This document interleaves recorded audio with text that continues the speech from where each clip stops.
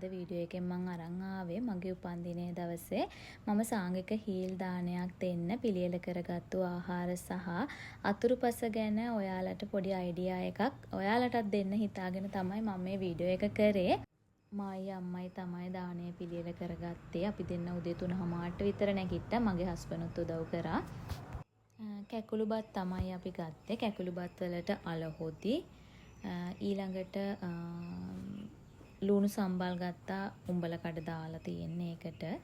ඊළඟට නූඩල්ස් ටිකක් හදාගත්තා. ඒකට බිත්තර මුකුත් දැම්මේ නැහැ. එළවලු නූඩල්ස් එකක් තමයි පිළියෙල කරගත්තේ.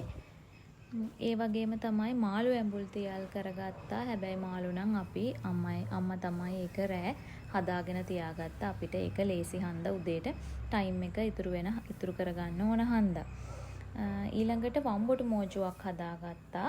ඒකත් අම්මයි මායි රෑ තමයි හදාගත්තේ වම්බොටු මෝජුව. ඒ වගේම රොටි හදාගත්තා. ඒ වගේම තව කුරක්කන් කැඳ ටිකකුත් හදාගත්තා. වම්බොටු මෝජු එක මම කෝකටත් බෝතලයකට දාගෙන ගියා. ඉතුරු නොතින් හාමුදුරුවන්ට ආයේ ඊළඟ වේලටත් වම්බොටු මෝජු ටිකක් ඉතුරු කරගන්න පුළුවන් හන්දා. ඊළඟට අතුරුපසට මම කේක් එකක් තමයි හදාගත්තේ. ඒකත් මම රෑ හදාගත්ත කේක් එක. තව පුවාලු කෙසෙල් ඇවරියක් ගත්තා. මම මේ දානේ පිළියෙල කරගත්තේ හාමුදුරුවරු 5-9කට. පන්සලේ 5-9ක් තමයි ඉන්නේ. එතකොට ගෙදර අයට වෙනම ඒත් එක්කම උදේ ආහාර පිළියෙල කරගත්තා. ඉතින් තනියම තමයි ගොඩක්ම අම්මයි මමයි ලොකු අමාරුවක් නැහැ. ඇත්තටම මේ දේ කරගන්න. ඔයාලත් ඕන කෙනෙක්ට පුළුවන්. Tamanට පුළුවන් විදියට මේ වගේ දානයක් දෙන්න.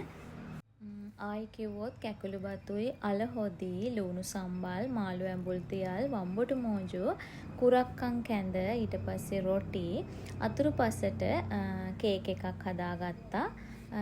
පුවාලු කෙසෙල් ඇවරියක් ගත්තා. මෙන්න මේ ටික තමයි මම හරිගස්ස ගත්තේ.